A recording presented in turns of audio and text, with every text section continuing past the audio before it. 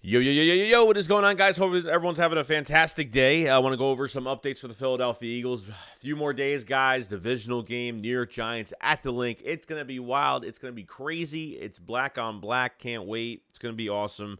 Want to go over some important updates within the team. And, let's get straight into it. We better turn around. Because I've seen enough horror movies to know any weirdo wearing a mask is never friendly.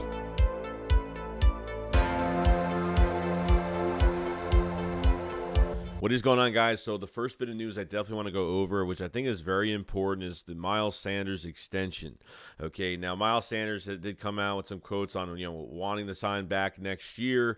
The quote-unquote, he said, "I love Philly, just bring me back. I hope they bring me back." When asked if he had a message to Howie Roseman and the organization, "I love you. I hope you love me too." This is a really tough situation, guys, because not only do you have to pay Jalen Hurts, but there are a lot of defensive players that have to get paid too. And, I'm not saying that all of them are going to sign back, but, you can go into the draft. There's other possibilities you can go to get a running back, okay? There are some Eagles fans even saying, oh, let's just get a free, if the Eagles are interested in a free agent running back, just go get, another player. If I'm bringing back a free agent running back, it's going to be Miles Sanders. I'm bringing back a homegrown talent to Philadelphia. And I can tell that Miles Sanders does not want to leave. I mean, the good thing about all this, where maybe there's a chance he could stay, is that he only had one 1,000-yard season. Because in 2020, Doug barely ran with him at all the whole entire year.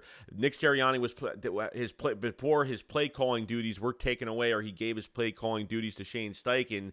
The first 6-7 games they barely ran with Miles Sanders last year in 21. So this is really the first year where, it all really came together. And obviously Miles Sanders staying healthy was a big one for us, because I pretty much said that if he will hit 1,000 yards if he stays healthy this year, because he had three injuries last season, which was really horrible, really stinted him. But if Miles walks to another team, I can't blame him. Like, after these rookie deals, this is where they find their financial foundation. This is where they get their wealth, like off of these rookie deals and having good years. This is what happens. And I'm not going to be mad at Howie for letting him walk. It is what it is. Like, you have an offensive line that's going to be good for years. I know the Eagles are going to have to look for a right tackle, probably another guard. Like, Jeff Stoughton hopefully will still be here. And, the offensive line, Cam Jurgens is waiting in the wings right now. If Kelsey's going to retire, there's a whole bunch of different things happening right now. The offensive line is good for years. I'm not saying this is a plug-in type system, but I just don't think they're interested in drafting running backs in the first round, and I don't think they're interested in paying running backs. I feel like they could draft a running back high and not pay him after 4 years, and that's like the route they'll go. You know what I mean? But I'm not paying Miles Sanders $40 million. And even if Jalen Hurts doesn't get paid, it doesn't really matter, because that contract won't take effect till after next season. You know what I mean? So it won't take any effect. The 2023 season, that's where it's going to come about. Okay, that contract won't come into fruition until, I don't know, 2024. So the Eagles will have another year to re-sign some guys, spend some money, and do things, while Jalen Hurts next season is going to still be on his rookie contract. So they could take advantage of the Miles Sanders situation and re-sign him, but you got guys like Chauncey Gardner-Johnson that definitely needs an extension. TJ Edwards, you have Kaiser White, you have Hargrave, you have Cox, I'm not saying all those guys are going to be, James Bradbury, I'm not saying all those guys are going to get re-signed, but the defensive side of the ball needs we gotta take care of that before anything. So if losing a running back or letting a whole bunch of defensive guys walk, I'm losing Miles Sanders over all of that, because this defense have to, on top of getting a new defensive coordinator, this defense needs to be top notch next year. Nakobe Dean coming to the mix. What is James Bradbury gonna walk? I don't know. So there's a lot of questions going into this offseason coming up, even though we're still, we're in the playoffs right now, and that's what's most important. But, I would love Miles Sanders back. There's no doubt. I don't care, depending if Josh Jacobs is going to set this market, and if Miles Sanders wants to stay that badly and take a pay cut, I just don't see it happening. Maybe we'll be surprised. Maybe Howie will try to work something out with his agent, and because I think Miles just doesn't want to go anywhere. the youth and just the way these guys want to stay together, I totally get it. But business is business at the end of the day. And like I said, would love to have him back. But if he walked, I will not be mad. I won't be mad at Howie letting him walk. It just makes all the sense. So I want you guys to let me know what you guys think of what the Eagles should do about the situation. And what do you think Miles Sanders' interest is money-wise? Do you think he'll take that pay cut or kind of give him less money next year and maybe more money? It just depends. I don't know what they're going to do, but should be interesting. Second on my list is Lane Johnson. He had his full practice the other day, and this was a day for Lane Johnson to check on his adductor, his groin injury, to see how long he can last at practice going full. So he went all out with with the blocking and doing a good thing. He was doing some good blocking the other day. Like, it was at 100%. He was going 100% yesterday. Was he in pain? Have no idea. Can he last a whole entire game? Can he last 3 more games? That's the question that we have right now, because obviously Jack Driscoll is just not going to work out for us at right tackle. He's more of a right guard. He can't play right tackle. I don't know why. He's played right tackle great in the past when he was drafted, but for some reason he's just not good at that position now. I don't know. Just don't have faith in him staying together, which I don't think he did a bad job, but he's just it's just not good enough stability at that right tackle position when Driscoll is starting. But Lane Johnson was, full. They weren't. I don't think they were in full pads, but he was blocking at 100% today and going all out the other day. Lifting guys, pushing guys away. I mean, from what I saw, he looked pretty good.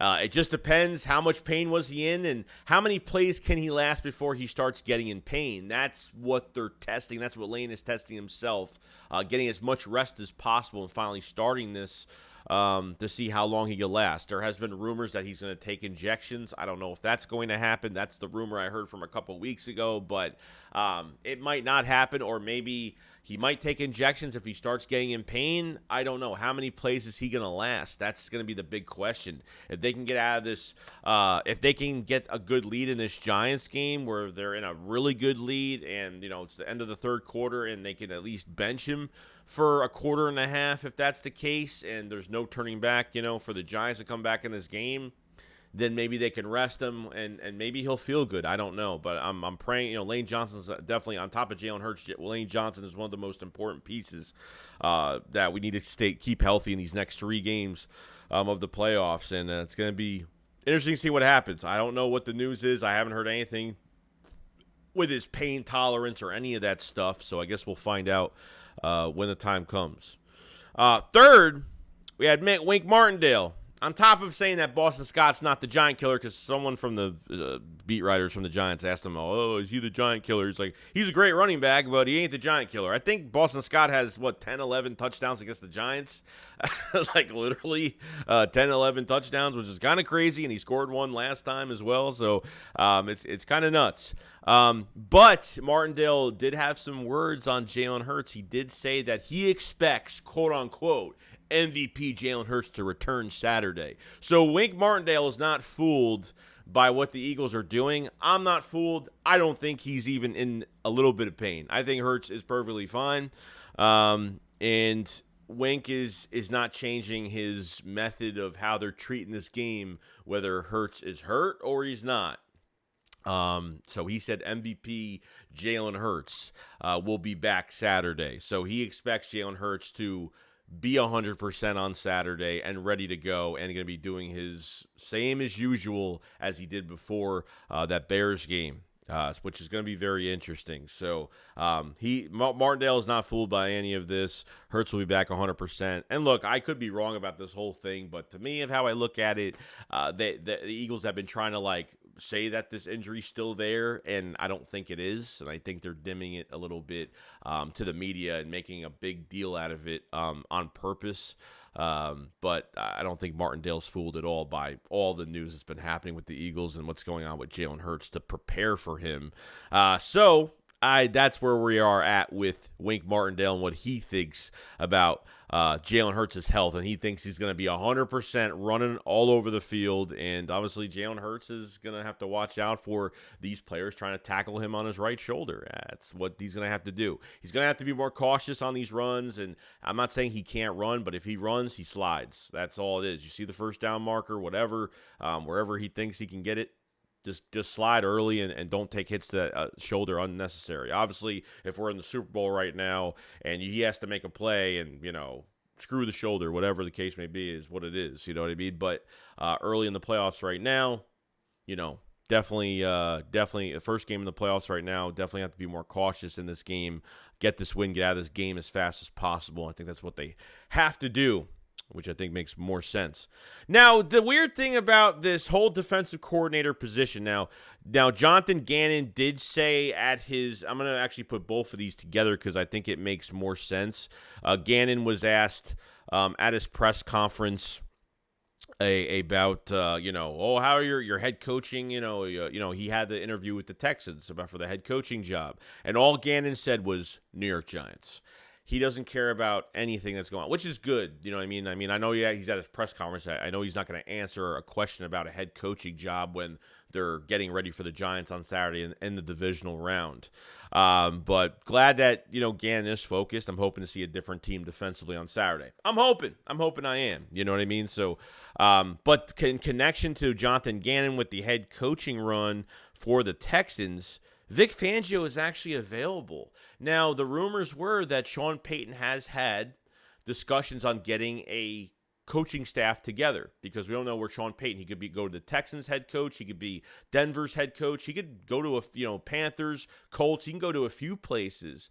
Sean Payton is definitely going to be a head coach next year, and he was getting his coaching staff together. The first defensive coordinator that was on his list was Vic Fangio.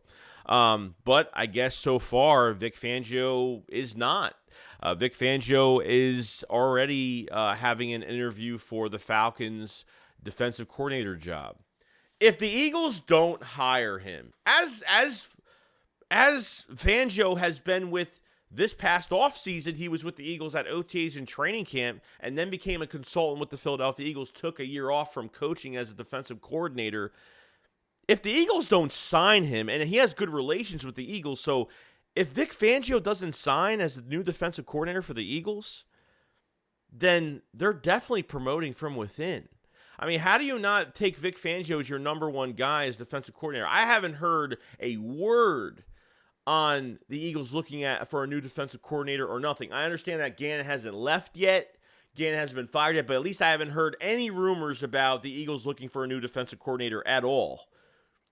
Vic Fangio has got to be your number one thing. If the Eagles just let Vic Fangio go and don't fight this thing to keep him in Philadelphia as the next defensive coordinator next season, that means they're probably going to elevate a coach within the organization, which is probably going to be Denard Wilson, which I don't know. Do I really want to deal with another brand new defensive coordinator that's never been a defensive coordinator? Denard Wilson's a corner coach. I think he's like an assistant head coach for the defense or something like that with the Eagles. Kind of like what Deuce was with the Eagles, but it's on the defensive side of the football.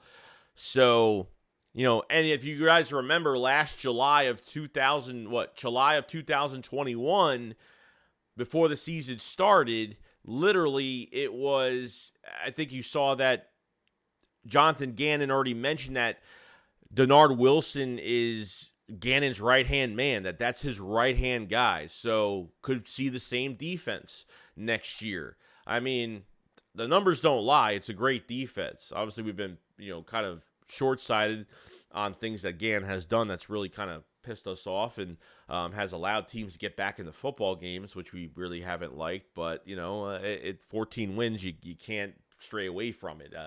It's been a good defense all year, as much as, maybe some of us really don't like Jonathan Gannon.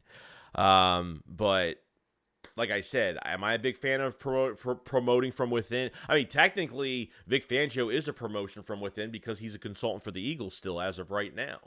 So if you're not, if Vic Fangio is going for defensive coordinator jobs right now, interviewed for the Falcons defensive coordinator job, and the Eagles don't take a grasp on this and just get him here, they're going to promote from within, and probably Denard Wilson will probably be the next defensive coordinator, which I'm really not a fan of. I'm not really a fan of getting another rookie, brand new defensive coordinator next year. I mean, at this point, it's like you're ready to rock and roll with this team. And obviously, yes, he's worked with Jonathan Gannon. Denard Wilson probably knows everything that Gannon has taught him, or whatever the case may be. Okay, so might run the same things next year. Has learned a lot from him this past couple years. So maybe he will be a good coach. I don't know. Am I a big fan from promoting from within? But I think the number one thing you can't do is let Vic Fangio walk. It's just you just can't let it happen. So should be interesting. But other than that, guys, that's pretty much it. I mean, we're still waiting. Maddox, there's no update on Avonte Maddox yet. Jalen Hurts went through some ball security drills today. He did throw today, but he's had no physical, nothing on this shoulder at all. There's been no one hitting that side, nothing. So still up in the air what's going on, but he's a full go. He's not on the injury report. I mean, looks 100%. He did throw today, the other day. So, I think we're just still on schedule right now with Jalen Hurts, and that's it. We still got a few more days, and it's going to be game time, ready to go. So, other than that, guys, that's pretty much it. That's your update for the Philadelphia Eagles. Let me know what you guys think about the Miles Sanders situation. Lane Johnson, how much pain he could take. Vic Fangio, why the Eagles can't let him go. And obviously, the Jonathan Gannon is very focused on this game Saturday, and hopefully see a better defense going into it. So, other than that, guys, I'll see you guys on the next one. SHAKESQUAD up, follow, slide. Peace out, guys. Peace.